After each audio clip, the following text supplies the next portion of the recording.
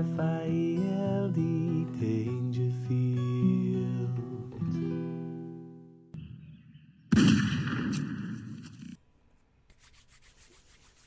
All right there.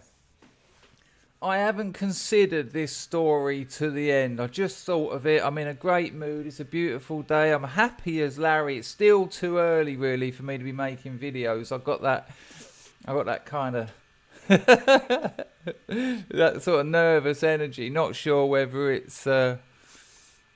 that's a good thing for making videos. Anyway, my last ever stand-up gig. My last ever stand-up gig, not my last ever stand-up gig. The last time I done stand-up comedy. I was 35 and I was in a 34 and I was in a rehab centre, and it was time to think about what to do with my life. And I'd got right into Doug Stanhope, who was without doubt I try not to have favourites. If you have favourites, you're not really growing, you're not really changing. You know, if you've got the same favourite for 20 years, you're the same person you were 20 years ago, and that ain't right. That's not healthy. But Stanhope is one of the few kind of figures in my life that has maintained a certain level of respect from me. I've had a few conversations with the bloke as well. The best one, of course, was when he put on Twitter that Whiskey had died. And I wrote to him and I said, listen, man, I know it's only a dog, but when my dog died, I was fucking devastated. You know, people don't really understand the relationship you have with your pets. I never did until I had a dog. So I wrote to him and just sort of said, you know, I know how you're feeling and I'm thinking about you. And he wrote back and went, yeah, what a ridiculous faux pas. Whiskey is one of our best friends. Sorry to hear your dog died, Doug. Dog died, Doug. But so I'd been watching a lot of him, and I said to a mate, I said, I'm going to do stand-up. And he was like, what, you don't tell jokes? What sort of jokes? I said, well, not jokes, it's going to be stories. And he said, well, what sort of stuff? And I said, well, I had sex with this disabled girl once. She had no hands. Her hands were fused together like this. And also she had a partially inverted spine. I've mentioned this before in other videos. And I said, I'm going to tell that story. And he laughed, but for all the wrong reasons. And he said, so your stand-up career is going to be telling stories of having sex with disabled girls? And I went, yeah, I was on acid though. And he went, that changes everything. Hollywood Bowl, watch out. And it was the first story I ever told. First gig I ever did. I went to an open mic. If you don't know what that is, open mic shows are set up by failed or failing comics for new comics to turn up, and you get 5 minutes. And I told that story. Went off about 10 minutes. But I was smashing it. I mean, I told the story before in a non-stand-up sort of context. I knew it was good. But I had no stagecraft. It wasn't the best performance, but it was a funny story. And soon I started moving up the open mic ladder. The next thing, the step up from just being an open mic comic where you get your 5 minutes. And bearing in mind, the audience is... excuse me, I'm a bit hoarse. The audience for these gigs is predominantly the other comedians and their friends, and they're going to give you no support. Well, sort of a little bit, because they know they've got to get up there in a minute. But on the whole, they're there for themselves and their friends. Then you got the bar staff, the promoter, sometimes a couple of Spanish tourists who walk in who can barely speak English. Not the most pleasant of gigs. And I wasn't living in Soho at this point. I moved to Soho to pursue my stand-up career, and because I loved Soho. But I was travelling down from Bury St Edmunds, 2.5 hours on the train, about 30 quid, having to walk, tube and all this, sometimes to do a 5-minute set in front of 4 people. It's fucking hard work. And when it's a bad gig, imagine that journey home.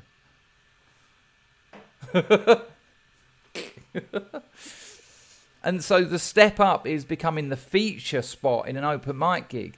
This is where on the advert for the open mic on Facebook and, social media, it will be open mic gig, come along, featuring Chris Dangerfield or whoever. And because I was impressing on the open mic circuit, I was starting to get the feature spot, which you get like 20 minutes or 15 minutes at the end of the night, which sounds good, but because they cram so many people into these gigs so that they can get an audience. I mean, if you've got 15 open mic comedians performing and they all bring a friend, that's a 30-seater audience. But after 15 amateur, sometimes first time, usually terrible comics, by the time the feature act goes on, half of them have left. The other comics have just fucked off, taking their friend with them. But I was starting to make a name for myself. And then after a couple of years, I ended up doing a living room tour with Trevor Locke. Trevor Locke used to be Russell Brand's sidekick. You watch Russell Brand do stand-up, you can see so much of Trevor in him. And another comic called Paul Foot. Them three were good mates. Paul Foot, Trevor Locke, Russell Brand. And Russell's act is a bit of a combination of Paul Foot and Trevor Locke and a smidgen of Russell. Anyway, I ended up... Oh my God, the hoarseness. I ended up doing a tour with Trevor Locke. It was amazing. I'd done a gig with... an open mic gig where he was the paid headliner down in Brighton in this cafe, in this comedy festival. And he saw my act and he really liked it. Then he come to see me in Angel at another gig up in London. And he asked me to do one of the gigs on his living room tour. It was a tour of living rooms. And we done like Sadie Frost's house, Kate Moss was there. We done houses that were bigger than some of the venues I'd done, like celebrities and famous people and successful people. But we also done student houses where the gig was in the kitchen and they were all crammed in. It was a great laugh. And after the first gig, he asked me to do the whole tour with him. And that really lifted my my profile. I was touring with Trevor Locke. We were doing interviews on the radio and all this sort of stuff. So anyway, it went pretty well. Then I had my breakthrough stand-up show at the Edinburgh Festival. I'd done a couple of Edinburgh festivals, but this is how it works. The first gig you do at Edinburgh Festival, you do with a load of other acts. It's called a showcase. So there's like 8 of you, and you all do 5 minutes.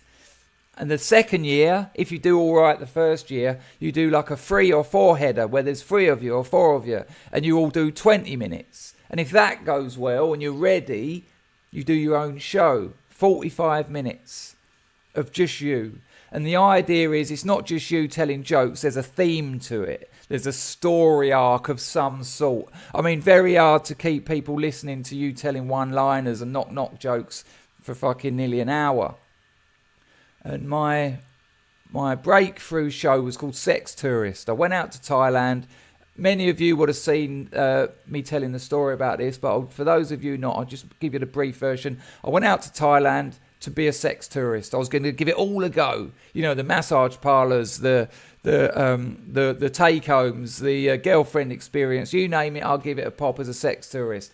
However, when I got out there, I relapsed because I was clean at the time. And I relapsed on methamphetamine, which I'd never done before. And I ended up buying a Glock. I was shooting children. Oh, hilarious. There was a bit in the show when I was trying to buy a couple of ounces of methamphetamine. I thought they'd rip me off. The geezer tried, because I said, "I'll just give me my fucking money back," because I was dying, full of Valium. And I thought, in a minute, I'm going to collapse. They've got my money, loads of money too. And they're just going to rob me. So I was like, "Give me my fucking money back. I want to get out." So to kill some time, the geezer said, "Do you want to go out the back and shoot my gun?" And he gave me his gun. And I was like, "Where's my fucking money?"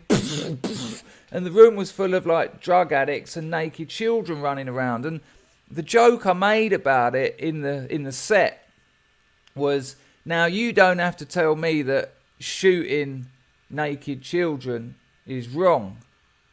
But I was on holiday. And in context, I got a massive laugh. However, the first night, as I was saying it, I was thinking, the Edinburgh Festival's in Edinburgh in Scotland, and there was the big school shooting up there, and every time I said it, I had that niggling at the back of my mind. You don't need to tell me it's wrong to shoot children. Oh yeah, you know all about it. Anyway, Sex Tourist was a massive success, and it didn't end up being a show about sex tourism. It ended up being a show about the madness, the insanity that happened to me when I was torching methamphetamine 24/7. And it was fucking mad. I lost 2 ounces of meth up my arse. I had to get it out of a fork. Claret everywhere. Just madness.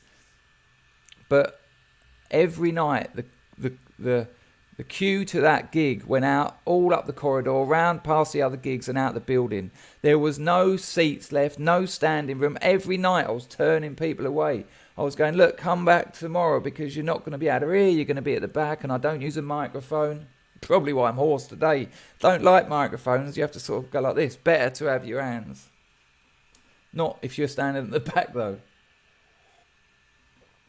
And every night it was like that. Got a massive 5-star review for it. It was in the Sun newspaper. Got a review. All lovely. So then I was a comedian. Then I was getting booked for gigs. And I was getting like £300, £400, £500 for gigs here and there. As it went on, as I got to about year 8 of it, I was starting to not like it. You know, you see really middle of the road, mediocre acts just flying. And I realised I was going to hit a limit. I realised that the nature of my material, the nature of my personality, you know, I remember I was on BBC Radio Scotland and I really fucked it up. I got the producer sacked and they told me I was going to be interviewed. And then when I got there, I had to, the day before they said, no, we want you to do a set. It was 10 o'clock in the morning, you know, BBC Radio Scotland audience. I'd done this awful few jokes. No one's laughing. The host chipped in to kind of help me out. And he was like, who inspired you? And I was like, my father. And he went, what did your father do to inspire you? And I went, and this is going out live on BBC Radio Scotland. And what did your father do to inspire you? And I went, he sexually abused my greasy anus. Which he didn't, by the way. But oh my God, I just dropped the mic and mic drop and just walked out. And the producer got sacked. But I'd done such a bad gig live on Radio Scotland. I knew that anyone listening to that wasn't coming to my show. And when he asked me that question, I thought, this is your chance to save it. This is your chance to get some punters in your room. And it worked. People the next night after the gig were like, we were all sitting at work listening to you. And when you said that, the whole place was just like, what the fuck did you... Anyway, a couple of years later, I had my Sex with Children show, a show about child abuse. Another sellout show, you know, another 5-star, a couple of 5-star reviews. Full page in the Scotsman, which is the big newspaper in Scotland. I had a review in there and a full-page interview, all going lovely. But a couple of years more, I was just sick of it. It felt like it was old. Stand-up was like, you know, not of the age, you know, and then, you know, after all the, you know, you get the big moments, but then it's very kind of day work. It's very kind of jobbing. Getting tubes, getting taxis, getting to gigs. There's only 20 people there waiting around you in bars every night. And I just sort of was losing interest. I started putting on my own gigs. You know, it would be my name. That's it. Chris Dangerfield live. And that was good because I was the promoter. You know, I was earning like £1,000 for a gig. I'd sell out 100 seats, tenner a ticket. You know, I'd promoted it. I only had to pay myself. Lovely. And that was all good fun. But even after a few of those, it was like, I didn't feel it anymore. I'd outgrown it.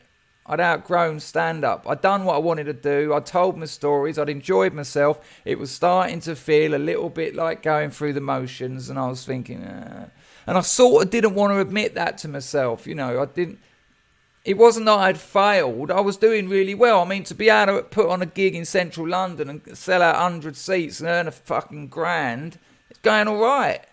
But the project was kind of over. And then I started taking Valium and Xanax and heroin again. And I was fucked. I wasn't doing any gigs.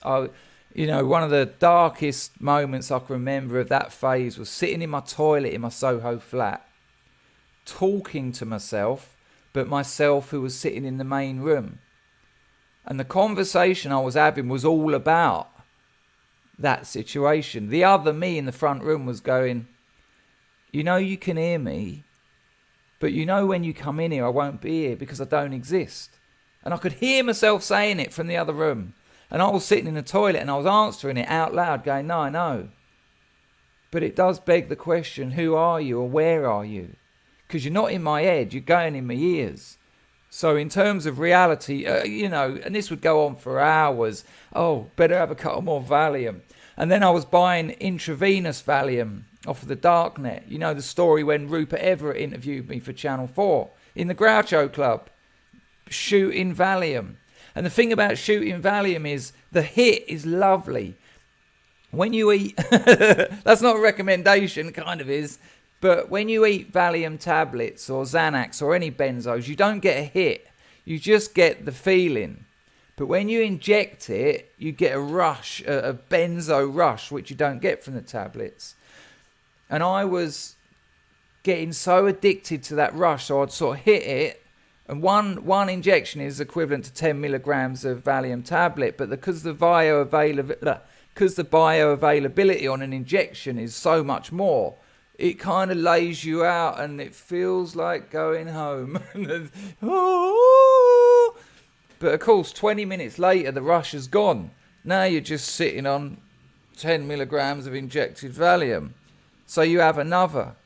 And then 20 minutes later, another. And before you know it, it's barely afternoon and you've had 100 milligrams of Valium IV. And you're fucked. That's a lot of Valium. And then a couple of Xanax just for taste. Serving suggestion. And then the heroin, of course, because I'm a junkie. Got to take heroin. I don't want to get sick. I'll have another Valium. Oh, mix it with a smack. Oh, you'll be all right. Fucked. A mess. Animal living. Crawling around my floor, trying to stand up to get a glass of water. And then I get an email. And I haven't done any stand-up. Oh, tell a lie. I'd done a gig. I'd done My Sex with Children, one of my own ones, a few weeks before this phase. A few weeks before this fucking benzo phase. And a geezer who'd seen that contacted me and he went, I want you to do your Sex with Children or your Sex Tourist, I can't remember, one of the two, at my show. And I was like, nah, man, it won't work. That gig worked because it was my audience, it was my name above the door, they were coming to see me, they knew what to expect. And he was like, no. He said, look, I've been running this comedy night for 5 years, and this is the last night, it's ending. And I want you to headline the last night of my gig I've been running for 5 years. He went, they're a lovely audience, they're going to love you.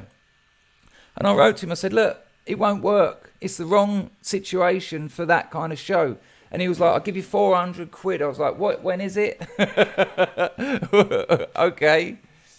But I think even then I tried to warn him off. I was like, mate, but when they start waving 400 quid around, that's a lot of Valium. That's a lot of injectable Valium. What time?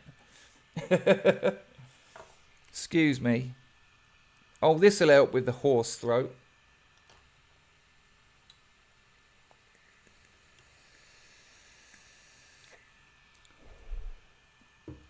So, I know the gig's coming Friday night. Headline act. The last night of this show.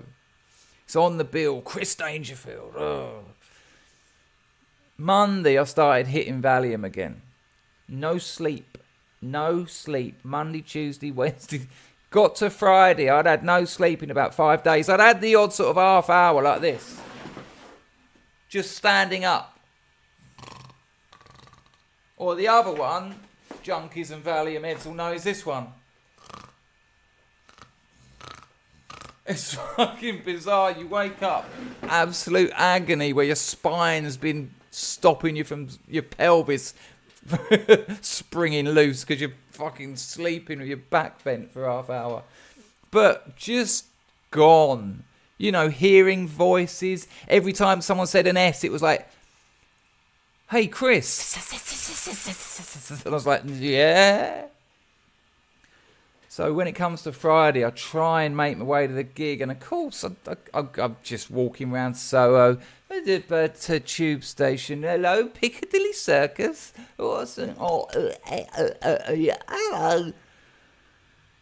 Finally get there and it's hot as hell, and I got one eye over here and one eye over here, and even the promoter, he went to me, "You all right?" And I was like, "Yeah, oh yeah, yeah. Get us a gin and tonic, will you? A large one, large gin and tonic." "No, I'm fine, mate." "Can I have another one of those, please?" "No, it's gonna be great." My mate was there, Andy, an old fella, lovely bloke, good friend. He was like, "Are you all right? Are you sure you're up for this?" I was like, "I'm so not up for it." I was like, "I'm so not up for it. I don't feel good, man."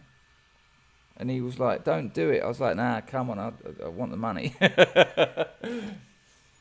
The acts before me, again, too many, to be honest. Considering he's expecting me to do a fucking hour show, Jesus, there was like 1, 2, 3, and in between each act, the promoter rabbiting on, because that's why they do it. Promoters do it so they can compare and get stage time, and that's fair enough. But fuck me, come on, crank it up, mate.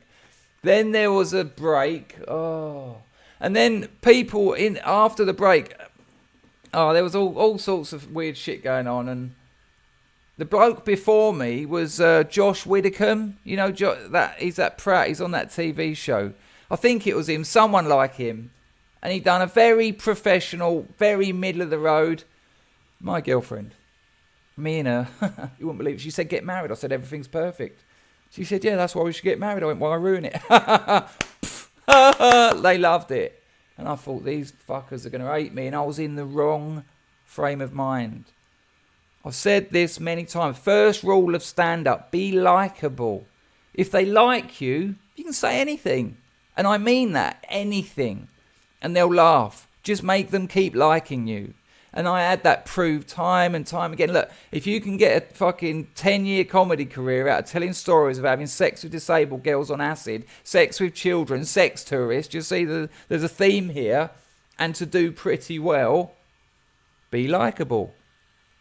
And I was very unlikable. I was consumed by self. That's what drugs do. Drugs shut the outside world off. Drugs, they limit your ability to communicate. It's about you, selfish. And that's where I was. I was in my own little world. And it was getting smaller every minute. And then he's on, and he's like, "Right, ladies and gentlemen, the headline, the highlight. This show has been here for 5 years. And this is the final night. And what a 5 years it's been." They were all like, "Yeah." Most of the audience were other comedians. It was a little comedians gang. And he went, "So, to top it off in style." I don't think he told them who was their headliner. That's it, because I think in the break a couple of people said, "Is it Russell Brand?" And I was thinking, "Oh man, you are going to be sadly disappointed." And he went, "This isn't stand-up comedy as you know it." And I was like, "What? Hang on, where's he going with this?" "This isn't stand-up as you know it. This is more like a comedy experience." And I was thinking, oh, for fuck's sake. And he went on and on, crippled the mood, just talking. I mean, what you're going to see is more like, imagine story. And I was just thinking, just fucking shush. By the time I get on stage, I am just sweating like a drug addict. Just pissing with water, barely able to stand up. I'm just not looking great. I'm looking unpleasant. I'm looking unattractive. I'm coming across dislikable. No one likes me. I don't like me. And that's key. You know, clearly I was a wreck. And that's not good for stand-up. For stand-up comedy, you need clarity. You need to be able to think quickly. You need to be able to remember. And I was the opposite of all of that. And I sort of stood on stage and I had to use a mic. And oh no, I didn't use the mic. That's right, because I don't like using microphones. And I was saying a few things and the audience were going, "Use the mic." And someone at the back was like, "I can't hear you." And it was all just, and it's a horrible feeling, honestly, to be on stage and know that it's going bad. You can save it, But man, you've got to be on point. You've got to be match fit. I was not on point. I was not match fit. It takes the skill of a professional comedian with years of experience to turn around a gig. And I already knew I didn't have that in me. It was going downhill. They didn't like me. I was seeming arrogant. I ain't going to use a microphone. I'm just going to whisper in my Valium voice. So now I've grabbed the mic and now I'm uneasy because the previous 10 years stand-up, I didn't use a mic. I had a couple of times, but it wasn't my thing. And I just started talking. And it was rubbish. It was rubbish. I wasn't hitting any of the moments. I wasn't building up tension. There was no pullback and reveal. It was just shit. And I was just telling these stories almost like a report. So I carried on down the road and instead of seeing the prostitute, I bought some Viagra, but I had too much and my erection, I couldn't get rid of it. So the doctor said he'd stick a needle in it. But when he said that, my erection went. And that is usually a fucking 15-minute bit, which drops the room. But I was just saying it to a silent audience, and it feels hideous. You know, it's fight or flight, but I can't just fuck off. So you get a bit aggressive, and that's hideous. You'll see it happen with many comics. Sometimes they get a bit confrontational and a bit aggressive. These people have come to see you, or they've come to see comedy. They want to laugh. It takes a lot of effort for them not to laugh. Oh, and I was pulling it off. And so halfway through, I just stopped. I thought, fuck this comedy experience. I'll go down another route. And as I thought that, my mind it was already blank, but it went blankety blank. It was a new level of nothingness. And out of the blue, I went, once I fucked a dog. To silence, obviously. I think there was a couple of people who went, ooh. And I went, I didn't actually fuck it. It kind of reversed on my penis. But I don't know whether it's an anus or a vagina because I don't know much about dogs' genitals. So I don't know if I fucked a dog or buggered a dog. Or fucked a bitch, or fucked a dog and bitch it. Carried on like that for about 30 minutes. People were leaving. They were just walking out. And they weren't even storming out going, this is shit. They were just like, no, come on, this is a bit awkward. This is a bit painful to watch. Should we just go? And when I finished, and by this time I was soaked through, my suit was just damp. And as I walked off stage, just having an absolute psychological breakdown, I went up to my mate Andy and he went, that was fucking hard work, man. And I went, yeah. He went, Alfie, that's it, that's the promoter's name. He went, Alfie's asked me whether he should pay you or not. And I went, oh no, he should. And it was really awkward. He came up to me and he went, thanks. Just give me the envelope. And I got home that night and I thought, I'm done with stand-up. It's not for me. And it isn't, and it wasn't. And that's why my YouTube channel has been such a lovely thing for me, because I get to do what I love doing. I love telling stories, I love talking, and I like performing, just not at stand-up gigs. Anyway, it's Friday, it's the weekend. Have a lovely time and don't fuck any dogs and don't inject any Valium. Thank